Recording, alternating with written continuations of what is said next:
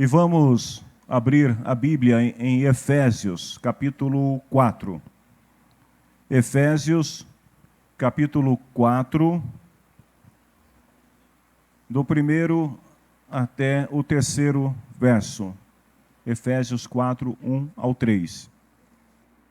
Por isso, eu que estou preso porque sirvo o Senhor Jesus Cristo, peço a vocês que vivam de uma maneira que esteja de acordo com o que Deus quis quando chamou vocês.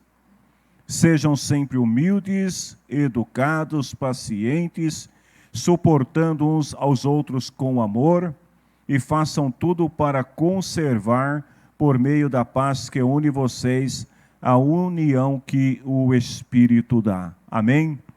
Meu amado Deus e Senhor, nós te louvamos por estar aqui nesta noite, por esta oportunidade que temos para prestar o culto em tua honra.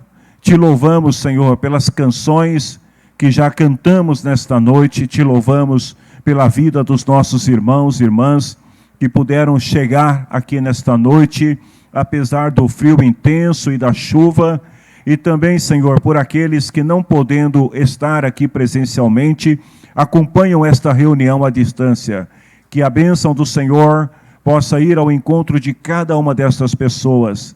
E rogo, Deus, para que o teu Espírito Santo me conceda a graça, a sabedoria, para poder ministrar à tua igreja nesta noite a tua palavra. E que todo louvor e honra, glória sejam dadas somente a ti, Senhor. Em nome de Jesus, amém. Podemos assentar. De vez em quando eu me vejo pregando alguma palavra na carta de Paulo aos Efésios. Ela é uma das minhas preferidas, embora eu ainda gosto mais de Romanos. Mas Efésios também é uma carta que traz muitas instruções, muitas orientações para a igreja de Deus. E ela foi escrita num momento muito difícil na vida de Paulo. Paulo se encontrava preso pela primeira vez em Roma, e mesmo na prisão, Paulo se dedica a escrever e a instruir a igreja de Deus, o povo de Deus, acerca de como viver uma vida que agrada ao Senhor. Essa carta de Paulo, ela pode ser dividida em duas grandes partes. É claro que existem muito mais divisões na carta de Efésios, mas vamos dividi-la em duas partes.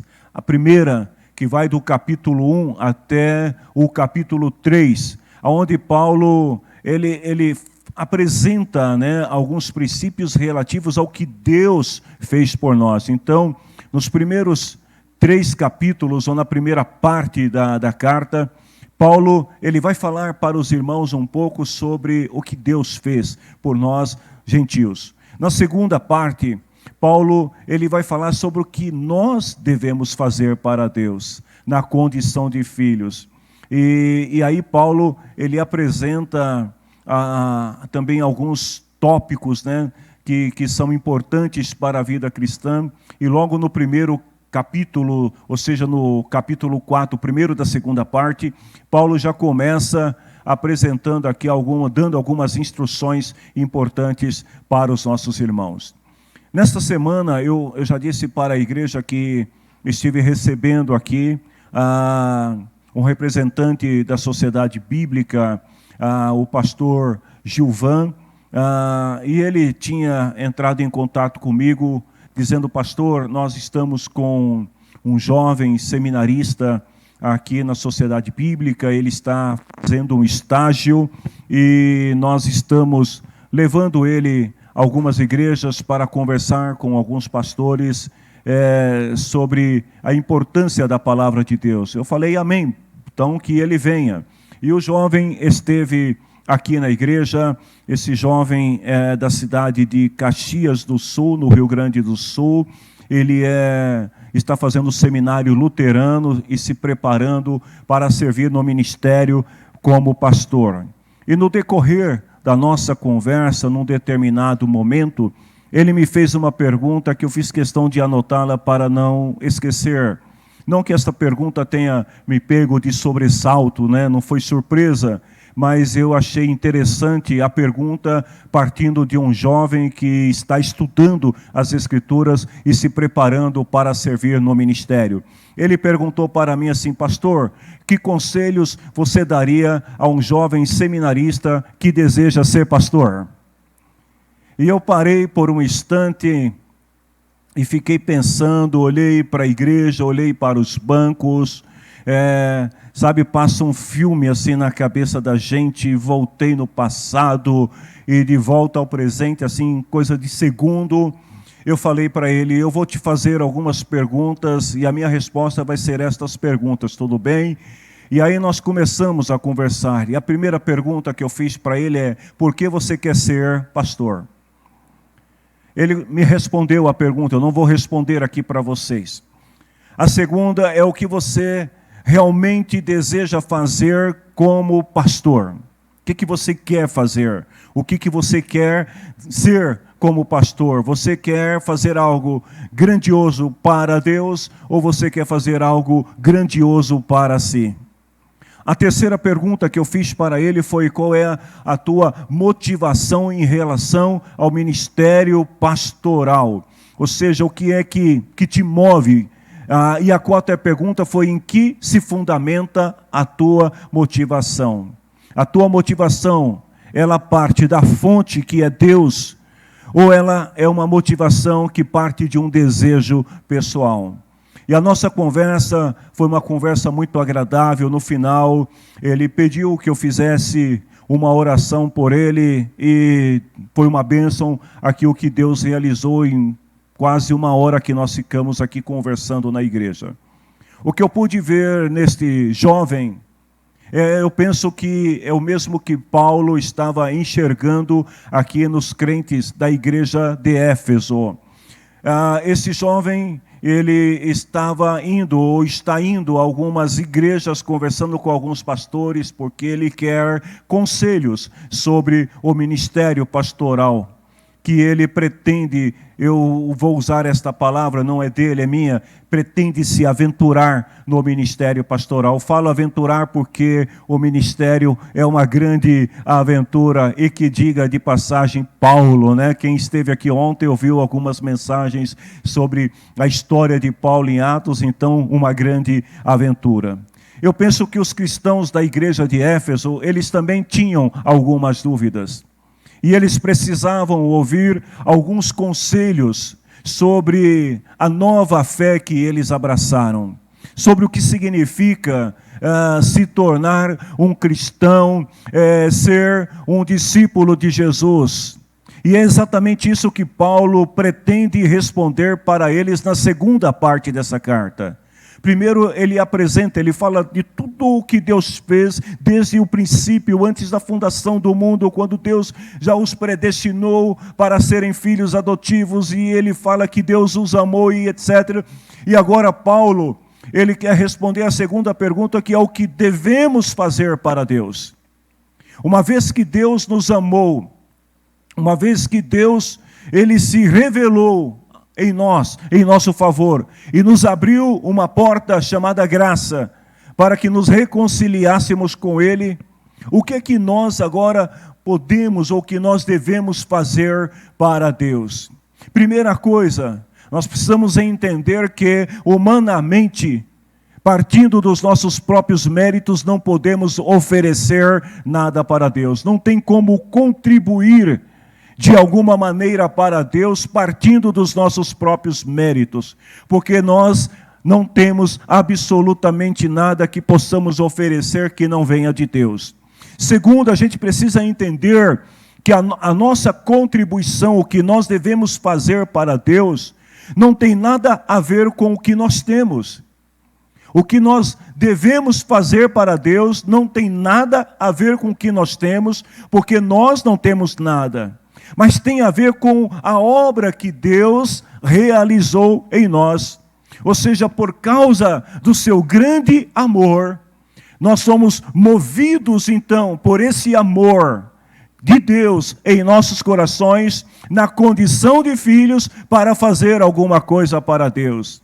Se nós não entendermos, primeiro, o amor de Deus, a adoção de filhos, se nós não entendermos que nós somos parte de uma família espiritual gerada por Deus, por intermédio de Jesus e selada pelo Espírito Santo, então nós não podemos fazer nada. Tanto que lá em 1 João, capítulo 4, versículo 10, o apóstolo João diz assim: não fomos nós que amamos a Deus, mas foi Ele que nos amou. Ou seja, a iniciativa não partiu de nós. Quando alguém disse assim: eu tomei a decisão de me tornar crente, eu tomei a decisão de ir à igreja e aceitar a Jesus. Antes de você tomar essa decisão, Deus já tinha te amado. Ele já estava trabalhando e direcionando a sua vida para que esse grande momento chegasse. Ou seja, as nossas ações, aquilo que nós fazemos, é resultado da obra que Deus realizou em nós. Tudo o que nós fazemos, nós nos movemos por Ele e para Ele. Então, no capítulo 4, Paulo, ele está aqui apresentando alguns conselhos para os cristãos em Éfeso. E é interessante que o apóstolo Paulo, nesse mesmo capítulo, ele vai deixar bem claro a compreensão que ele tem do seu chamado e do seu ministério. Porque sendo Paulo apóstolo, ele entende que o ministério apostólico incluía também ensinar os crentes sobre as suas funções no reino de Deus. Por isso que todo domingo, gostem ou não gostem, eu tenho a responsabilidade de estar aqui diante de vocês falando a palavra de Deus. Porque uma vez que não só eu ou qualquer pastor é chamado para ministrar, para servir a igreja numa condição de pastor, de apóstolo, de presbítero, de reverendo, e que ele tem essa incumbência, ele precisa entender que o seu ministério inclui também ensinar os crentes a palavra de Deus. Então Paulo, no versículo 12, ele fala assim: Ele quem? A quem Paulo está se referindo aqui? A Jesus Cristo. Ele fala, Ele fez isso. O que foi que Jesus fez que Paulo faz questão de ressaltar aqui no versículo 12? É só você ler o versículo anterior. Paulo está dizendo aqui, Ele fez isso, ou seja, Ele estabeleceu os apóstolos, do qual Paulo, ele se vê incluso. Então ele entende que foi Cristo que estabeleceu, que o colocou ali naquela condição de apóstolo, e ele fala mais, Cristo estabeleceu profetas, evangelistas, pastores e mestres da igreja, mas com um propósito, e o propósito é muito claro, é explícito. Paulo diz para preparar o povo de Deus para o serviço cristão, ou seja, para cumprir o ministério, fazer a obra de Deus, com um propósito maior de construir o corpo de Cristo. Então o desejo de Paulo, nos seus conselhos dado aqui à igreja de Éfeso, tem um propósito que é de aperfeiçoar os crentes, de tornar esses crentes edificados na fé pela unidade, de tornar esses crentes espiritualmente maduros, até porque Paulo vai dizer adiante que cristãos que são espiritualmente maduros não são influenciáveis. Cristão espiritualmente maduro não se deixa levar por qualquer ideia, por qualquer ação. Ele fala assim, então não seremos mais como crianças. Por isso que Paulo, ele faz questão de trabalhar intensamente no sentido de aconselhar, de orientar e de preparar a igreja do Senhor. Essa é a razão por que Paulo ocupa uma grande parte da sua carta para estabelecer alguns princípios aqui à igreja que os irmãos deveriam seguir. Então Paulo, ele começa dizendo aqui que ele espera que a igreja se mostre digna. O que é a igreja se mostrar digna? Paulo espera que a igreja possa viver de acordo com o que Deus quis quando chamou vocês. Então é importante também para a gente poder viver dignamente, que a gente conheça, que a gente saiba qual é a vontade de Deus. E o desejo de Paulo, ele tem uma relação muito grande com o mesmo desejo que Jesus manifestou lá em João capítulo 17. Na sua oração sacerdotal, ele ora e fala assim: eu peço que todos sejam um, assim como tu, meu Pai, está unido comigo, eu estou unido contigo, que todos os que crerem também sejam ou estejam unidos a nós, para que o mundo creia que tu me enviaste. O que Paulo está deixando bem claro aqui é que a unidade na igreja, ela é importante, porque se nós somos um corpo, os órgãos desse corpo, as suas extremidades, não podem estar separadas. Precisam estar unidas em Cristo, que é a cabeça. E como é que a igreja faz para alcançar essa unidade requerida por Deus? Então Paulo, ele vai responder essa pergunta também. Nos 3 primeiros versículos, Paulo vai apresentar alguns fundamentos de uma igreja que permanece unida. O que é que Paulo diz? Versículo 1. Por isso eu que estou preso, porque sirvo o Senhor Jesus Cristo. Então a primeira coisa que a gente vê aqui, na identificação de Paulo aqui como conselheiro dos crentes de Éfeso, é um Paulo sofredor. Um Paulo que está na prisão. Um Paulo que passou por perseguições, por sofrimentos, e que agora está dizendo para a igreja que ela deveria viver de acordo com a vontade de Deus. Mas preste atenção nas entrelinhas o que Paulo está dizendo: eu que estou preso porque sirvo o Senhor Jesus. Noutra versão diz: Paulo prisioneiro por causa de Cristo. Então vejam que Paulo, ele está deixando bem claro aqui que uma das consequências de querer seguir a Cristo e se tornar cristão, viver a causa do Evangelho, é estar preparado para passar perseguição. Seja perseguição na família, perseguição no trabalho, seja perseguição em qualquer outro ambiente, na escola. Se você quer servir a Cristo e você quer viver dignamente o Evangelho, você tem que estar preparado, porque as perseguições virão. Então parece até loucura. Veja bem, alguém que está preso. O sujeito está lá na prisão, e ele está dizendo assim: eu estou preso por causa de Cristo. E agora estou escrevendo para vocês, dizendo que se vocês querem viver dignamente, vocês precisam fazer como ele. Precisam ser como eu. Aí eu te pergunto, quem se habilitaria a seguir o exemplo de alguém que está preso pela causa que defende? Olha como que o Evangelho confunde as pessoas. O que seria mais fácil seguir?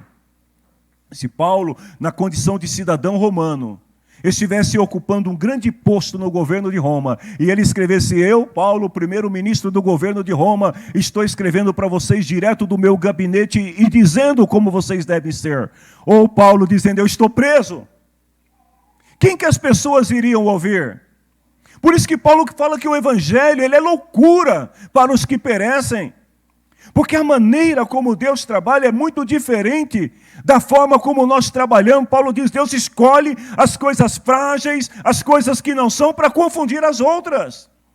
Então vejam que Paulo, ele está dizendo aqui: eu, Paulo, que estou preso por causa do Evangelho. Ele diz assim: olha, servo do Senhor, peço a vocês que vivam de acordo. Mas peraí, se eu viver de acordo com a vontade de Deus, a exemplo de Paulo, onde é que eu vou parar? Na prisão. Se eu viver o Evangelho de acordo com a vontade de Deus, igual Paulo, eu vou ser perseguido. Se eu viver a vontade de Deus de acordo com Paulo, as pessoas vão me açoitar, vão me apedrejar. Então não seria melhor excluir Paulo? Pode parecer loucura, mas Paulo, ele entende que a beleza, a realeza do Evangelho, de servir a Cristo, está muito acima de qualquer conceito, de qualquer compreensão, de qualquer ideia humana. Porque para Paulo, passar por tudo isso era um grande privilégio, porque ele se sente prestigiado por ter recebido de Deus a graça para pregar o evangelho, mesmo que fosse na prisão. Então, o que nós aprendemos na história de Paulo é que nós também precisamos ter como meta, acima de tudo, ser fiel ao Senhor, vivendo uma vida digna do evangelho, ainda que esta vida possa nos levar aos enfrentamentos que gostaríamos de evitar. O que Paulo está pedindo? Irmãos, sejam dignos do evangelho. Deus estabeleceu a igreja e deu à igreja uma nobre missão, que é pregar o evangelho do reino. Gente, pare um pouquinho e pense comigo. Deus tem hostes angelicais à sua disposição. Deus não poderia usar os anjos para fazer isso? Seria muito mais fácil. Até porque os anjos, eles têm um poder de locomoção e de comunicação que nós não temos. Outro dia eu li uma reportagem que dizia que há um grande risco de o mundo ficar sem internet por um período. Como seria o mundo sem internet? Você já parou para pensar nisso? Como que você sobrevive num mundo que não tem internet? Os anjos não precisam de internet, porque os anjos estão aqui, estão se comunicando lá do outro lado do mundo, e sai daqui e vai para lá. Deus poderia ter mandado os anjos, mas Deus escolheu você. Deus me escolheu com todas as limitações que nós temos, com esse corpo pesado que nós temos, que muitas vezes sente dor nas pernas, dor nas costas, dor na cabeça, mas Deus nos escolheu. Então, a primeira coisa que nós precisamos entender, veja que grande honra é ter sido escolhido por Deus para pregar o evangelho, para pregar uma mensagem que não vem de homens, mas uma mensagem que vem de um reino que está muito acima do reino dos homens. Segundo, Deus escolheu a igreja para demonstrar em sua vida terrena o que é viver sob os domínios do reino. Olha que coisa linda! Você está aqui na terra. Eu não sei se muitos de vocês aqui já tiveram essa experiência de você conversar com crentes de outras nacionalidades. E independente do lugar aonde essa pessoa estiver, quando você começa a falar com essa pessoa, mesmo que usando o Google Tradutor, a linguagem é a mesma, os pensamentos são os mesmos, os conceitos, as ideias, os princípios são os mesmos.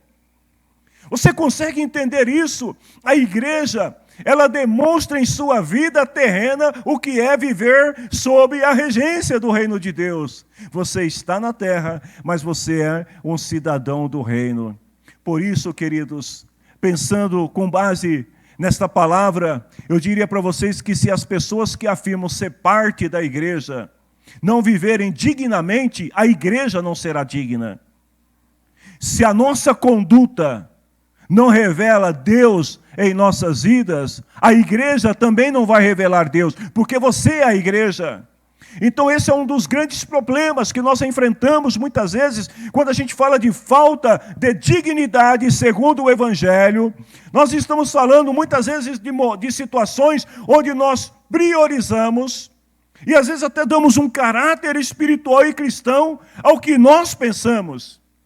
As nossas visões, percebe-se que as grandes discussões teológicas, elas estão pautadas não no que as Escrituras dizem, mas no que os homens pensam. Ou seja, nós damos um ar de espiritualidade, nós damos um caráter, cristão, bíblico, para o que nós pensamos, para as nossas opiniões, para os nossos pensamentos, e passamos a agir de maneira com aquilo que nós acreditamos, sem considerar o que a palavra de Deus diz. Isso acaba nos tornando indignos, porque quando nós agimos em desacordo com o que a palavra de Deus diz, nós não estamos sendo dignos da palavra que dizemos, que professamos. Então, se nós queremos alcançar essa plenitude espiritual, essa condição de filhos de igreja, a nossa vida precisa ser digna de acordo com a palavra de Deus. Ou seja, nós precisamos viver de acordo com a palavra de Deus. E como é que se caracteriza o nosso andar na condição de filho de Deus? Como é que nós devemos ser? Paulo vai dizer no versículo 2, sejam humildes, educados, noutra versão vai dizer, sejam mansos, né? Sejam pacientes e suportem uns aos outros. Quais são os princípios que Paulo está apresentando aqui? 4. Humildade, em algumas versões modéstia, mesma coisa. Mansidão, paciência e amor. Um filho de Deus que pertence ao corpo de Cristo, ele precisa ter essas características em sua natureza, porque elas são os pilares que regulam e que sustentam a comunhão da igreja. A gente precisa ter essas 4 coisas. Para facilitar e ganhar tempo na mensagem, eu vou dividir essas 4 características em 2 grupos. O primeiro grupo está relacionado a nós, o que nós devemos fazer pelos outros. Humildade e mansidão. Como é que a gente pode entender humildade e mansidão no contexto de igreja, considerando que nós estamos numa comunidade de filhos de Deus? Primeiro, a humildade é o que leva o cristão a reconhecer a sua condição pecaminosa. Nós somos humildes quando a gente vem para o culto ao Senhor, quando nós nos apresentamos diante de Deus, quando nós lemos as Escrituras, quando nós fazemos alguma coisa para Deus e nós reconhecemos a nossa condição, porque a humildade é o que nos leva ao arrependimento. Então, reconhecer a nossa condição significa entender que ninguém está isento de pecado. Todos nós somos pecadores, gente. Você pode ser um pecador mais, eu posso ser um pecador A mais, outro pode ser um pecador B menos, mas todos nós somos pecadores. E é isso que a gente precisa entender. A mansidão, ela leva o cristão a aceitar, ouvir e aceitar o que o Evangelho diz. Então vejam bem, humildade, ela nos leva ao reconhecimento da nossa condição. E a mansidão, ela nos leva à aceitação do que a palavra de Deus diz a nosso respeito. Quando ela expõe os nossos pecados, vocês podem perceber, não estou falando desta casa, mas estou falando de uma maneira geral, que tem muitas pessoas que quando ouvem uma palavra de exortação, saem irritados do culto. Esse não é o culto que eu queria um culto que tivesse uma palavra melhor. Mas isso significa que falta mansidão. Outra versão diz educação, boa educação. Porque quando nós aceitamos e ouvimos o que a palavra de Deus diz, ela pode tanto expor os nossos pecados, ela pode mostrar o quanto nós, muitas vezes, somos orgulhosos, a ponto de não sermos humildes para reconhecer que somos orgulhosos. Então a mansidão ela é importante, porque, vejam bem, se nós pecamos contra um irmão, a humildade é que vai nos levar a reconhecer o erro, mas é a mansidão que nos permite receber a correção. Então Paulo está dizendo aqui, nós precisamos ter humildade e nós precisamos também ter mansidão. Porque se nós não tivermos essas 2 características, ou esses 2 pilares, fazendo parte da nossa vida no dia a dia, nós não vamos estar unidos como um corpo. E aí eu vejo que aqui há um grande problema, porque muitas vezes a falta da humildade, ela pode nos levar também a criticar o nosso próprio corpo. É difícil, né? É muito difícil alguém chegar e falar assim, olha para o meu corpo como ele é feio, né? Até o feio se acha belo, porque o corpo é dele. Aí eu pergunto, por que o crente, ele critica a sua igreja? Algumas pessoas são boas em ver falhas na igreja e nos outros, e usam essas falhas para justificar seus próprios pecados. O que isso quer dizer? Tome muito cuidado quando alguém chega para você e diz que a igreja está numa condição espiritual ruim. Quando alguém chega para você e diz assim que seu irmão está muito fraco, dá uma olhada como que está fraco. Porque muitas vezes a pessoa está querendo justificar no erro do outro o seu próprio erro. É como se a pessoa estivesse dizendo assim, eu sou melhor do que o outro, eu sei o que é ser melhor do que o outro, eu sou mais espiritual, mas na verdade a pessoa está tentando se justificar olhando para o outro. Então ela diz assim, se o outro ele pode fazer, então se eu não estou fazendo o que ele faz, eu sou melhor do que ele. E isso se chama falta de humildade.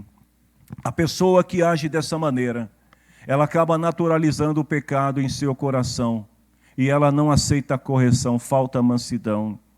Mesmo que um pregador, mesmo que um profeta, mesmo que seu pastor, mesmo que um conselheiro, mesmo que alguém faça uma advertência, a ausência da humildade e da mansidão vai criar uma barreira que impede a pessoa de aceitar a correção. Por isso que todos os dias, amados irmãos, nós precisamos chegar diante de Deus, não só nos momentos de oração, mas nos momentos de meditação, nos momentos de leitura da palavra de Deus, de profunda reflexão. Nós precisamos chegar diante de Deus e perguntar para Deus, não é para o outro não. Né? Imagina um crente chegar para o outro e falar assim, irmão, você acha que eu sou humilde? Aí o outro falar, nossa, é humilde demais. Não, não é você chegar para o outro, é você chegar para Deus e na sua oração você perguntar, Deus, eu tenho sido humilde o suficiente para te agradar, para viver uma vida que seja digna da tua palavra. Vejam, queridos, não importa o estado do seu irmão, o que importa é você reconhecer os seus pecados, aceitar a correção, porque se isso não acontecer, nós teremos uma comunidade orgulhosa que não reconhece pecado, que não aceita a correção que vem da palavra de Deus, então não seremos humildes e não seremos mansos a fim de agradar a Deus e viver dignamente. Deixa eu fazer uma pergunta para vocês aqui, vocês têm 30 segundos para responder. Gente, vocês sabem por onde anda a paciência e o amor? Onde anda? Outro dia eu estava subindo na avenida e um senhor estava atravessando a rua. Eu percebi, eu reduzi a velocidade do carro para que ele pudesse passar tranquilamente. Sabe o que ele fez? Ele me xingou. E aí eu fiquei sem entender. Eu falei, por que ele me xingou se eu parei para ele passar? Será que era para passar por cima? Onde anda a paciência e o amor? Dá uma procurada. Na sua casa. Procura no seu trabalho. Procura dentro de você. Onde que está a paciência e o amor? Paulo está dizendo aqui, vejam, agora a gente não está falando mais de pecado, não é de reconhecer os nossos pecados. Não é de se arrepender dos nossos pecados. A gente está falando aqui de algo que afeta a vida do outro. Porque quando a gente não tem paciência, quando a gente não tem amor, a gente não aprende a suportar o outro. E aí a gente acaba destruindo, afetando o outro, magoando o outro. Então Paulo não está falando aqui de paciência, sabe? Como, vamos imaginar um copo como esse aqui, olha. Esse copo, ele recebeu uma grande quantidade de água, não sei se dá para vocês ver, mas ele está quase cheio. Vamos imaginar que esse copo é a minha paciência. E aí tem gente que ora e fala assim, Senhor, aumenta a minha paciência. O que ele está dizendo? Aumenta o meu copo. Torna ele maior para mim poder suportar mais. Mas na verdade não é isso que o crente deve fazer. Deus aumenta a minha paciência, no sentido de que dá-me paciência. Não, o crente não deve orar a Deus para que o seu copo cresça mais, para encher mais ainda. Não, ele precisa manter o seu copo no nível desejado. Esse copo é a tua paciência. Ela não pode crescer mais do que isso, nem diminuir. Deus te deu a medida certa. Se você anda muito irritadinha ou irritadinho, é porque tem alguma coisa demais aí. Que tal você tirar? Ó? Tira um pouco. Esvazia o copo. Porque senão vai transbordar, gente. É isso que Paulo está dizendo para os irmãos aqui. Nós precisamos manter o nosso copo espiritual no nível desejado que agrada a Deus. Quando a gente está passando por pressões, por adversidade, não adianta a gente ir lá e falar, Deus aumenta e põe mais. Não! Deus, me ajuda a tirar o que está quase transbordando. Tira do meu coração, tira da minha mente, tira da minha vida. Para que o copo não transborde. Aí Paulo fala qual que é a fórmula para a gente poder manter esse copo equilibrado. Você quer saber qual que é a fórmula? Tem alguma irmã, irmão, que é muito irritado, impaciente? Tem alguém aqui assim? Não, né? Não tem, né? Vocês são todos anjinhos, né? Não tem. Irmão Hélio lá na loja, é tranquilo, não briga com ninguém. Qual que é a fórmula para a gente manter o copo sob equilíbrio? Paulo diz, o amor. O amor pelo nosso irmão. Gente, é tão simples. O que Paulo está dizendo aqui é o seguinte, ao invés de você pedir para Deus aumentar o copo, peça para Deus colocar amor no copo. Porque aí a falta de paciência vai sair. Então Paulo ele ora. E ele pede a Deus, Deus ajuda esse povo, a igreja de Éfeso, a entender a grandeza do seu amor. Qual é o tamanho desse amor? Esse amor que vai nos levar à plenitude e que vai ser o primeiro passo para que nós possamos ter o equilíbrio desejável aos olhos de Deus. Se nós queremos estar numa comunidade forte e espiritualmente plena, primeira coisa que a gente precisa entender é que o corpo ele é constituído por pessoas. Eu vou te fazer uma pergunta aqui. Você não levanta a mão não, tá? Ninguém precisa saber. É só você e Deus. Nem eu quero saber. Mas você já teve algum pensamento no seu coração assim do tipo, eu nunca vou perdoar aquele irmão? Você já teve algum pensamento assim do tipo, se ele se ofendeu, é problema dele, eu falo o que eu penso, digo o que eu quero e não estou nem aí. Deus está revelando aqui, hein? Já percebi. Psicologia pastoral, só olhar.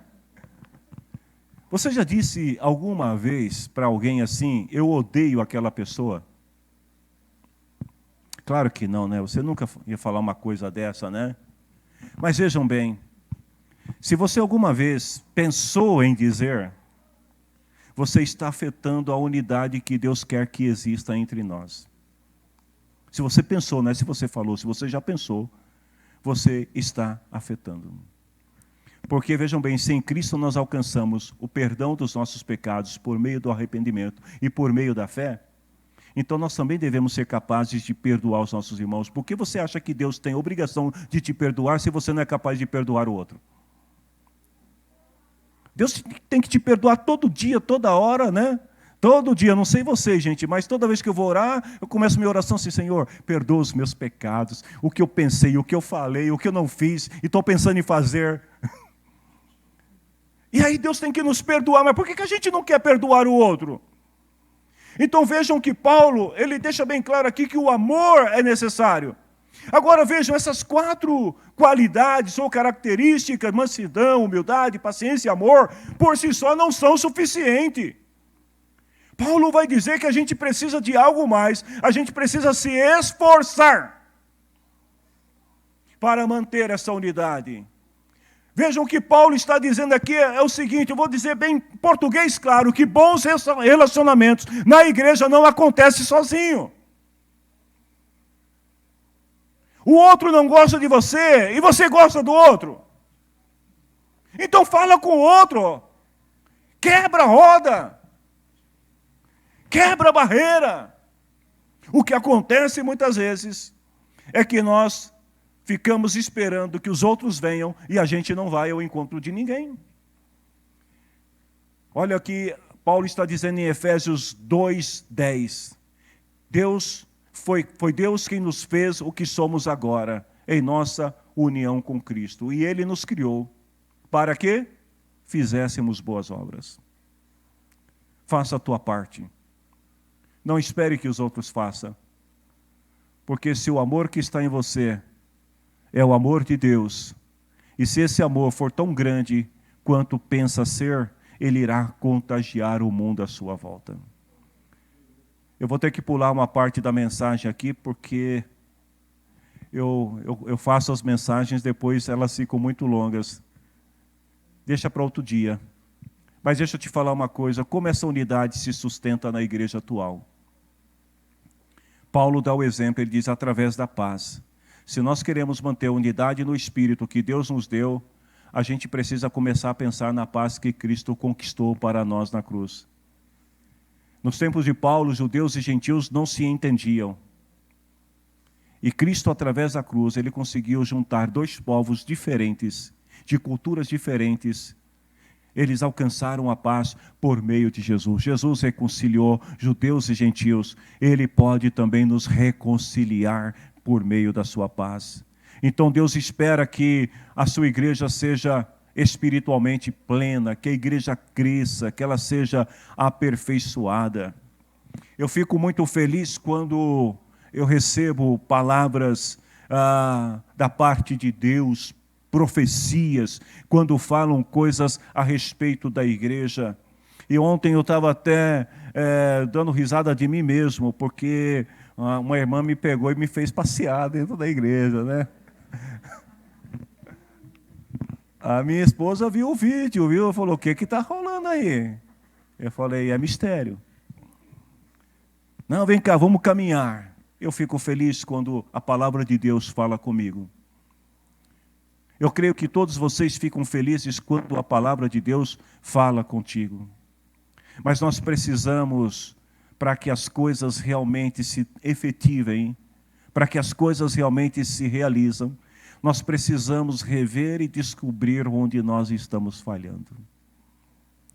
Será que é na nossa humildade? Jesus disse assim, todo aquele que a si mesmo se exaltar será humilhado, mas quem se humilha será exaltado. Será que não está nos faltando humildade para reconhecer um pouco mais quem nós somos? A gente começar a olhar para o espelho que é a palavra de Deus e ver que diante de Deus todos nós somos pecadores, que carecemos da misericórdia dEle. Se nós falharmos na mansidão, olha o que Paulo diz em 2 Timóteo 2, 24, 25, servo do Senhor, não convém brigar, mas ser amável com todos. E aí essa palavra para o servo, mas ele fala também do líder, deve corrigir com mansidão. Será que nós estamos dispostos a ouvir e aceitar o que a palavra de Deus nos fala, mesmo que seja uma palavra de correção? Será que nós estamos falhando na paciência? Salomão, o grande sábio, disse o seguinte, pessoa de mau gênio sempre causa problemas, mas quem tem paciência traz a paz. Como é gostoso andar ao lado de alguém que tem paciência. O mundo está caindo à sua volta e ele está dizendo, calma. É assim? É bom demais. Será que nós estamos falhando no amor, gente? Olha o que Paulo diz em 1 Coríntios 13, 1 a 3. Eu poderia falar todas as línguas que são faladas na terra e no céu. Tem um povo por aí que diz que fala a língua dos anjos. Paulo está dizendo, para esse povo que diz que fala a língua dos anjos, e para aqueles que falam as línguas da terra, ele fala assim, se eu não tivesse amor, as minhas palavras seriam como o som de um gongo, como o barulho de um sino, não serve para nada. Poderia ter o dom de anunciar a mensagem de Deus e ter todo o conhecimento, entender todo o segredo, ter tanta fé que até poderia tirar a montanha do lugar. Mas se eu não tivesse amor, nada seria. Eu poderia dar tudo o que tenho e até mesmo entregar o meu corpo para ser queimado. Eu fico imaginando nos dias de hoje, tem crente que é capaz de pedir para o outro colocar, amarrar ele na madeira e falar, põe fogo, faz o selfie, né? TikTok. Alô? Estou sendo queimado, Jesus. Paulo está dizendo aqui, ainda que eu desse o meu corpo para ser queimado, se eu não tivesse amor, nada seria. Se eu não tivesse amor, nada disso me adiantaria. Será que nós estamos falhando em ser fortes? Em ser mais ativos, sabe? Em se esforçar. Será que a gente está se esforçando o suficiente? Eu vi um grande esforço aqui ontem pela manhã. Teve um irmão que falou assim para mim, eu vou falar baixo, porque quem não está em casa não vai ouvir não. O irmão falou assim, pastor, estava cheio porque tinha almoço. Será que a gente está se esforçando? Será que a gente está se esforçando? O que nos motiva? Foi a pergunta que eu fiz para aquele jovem. Qual é a tua motivação? Você se esforça para fazer para quê? Qual é o grande propósito de tudo isso? Paulo diz em Filipenses 2:1, por estarem unidos com Cristo, vocês são fortes. Gente, se nós estamos unidos com Cristo, não falta força. Não tem essa da gente dizer, ai, eu não consigo, eu não posso, eu não tenho condições. Porque se você está em Cristo, Ele diz, vocês são fortes e é o amor dEle que anima vocês.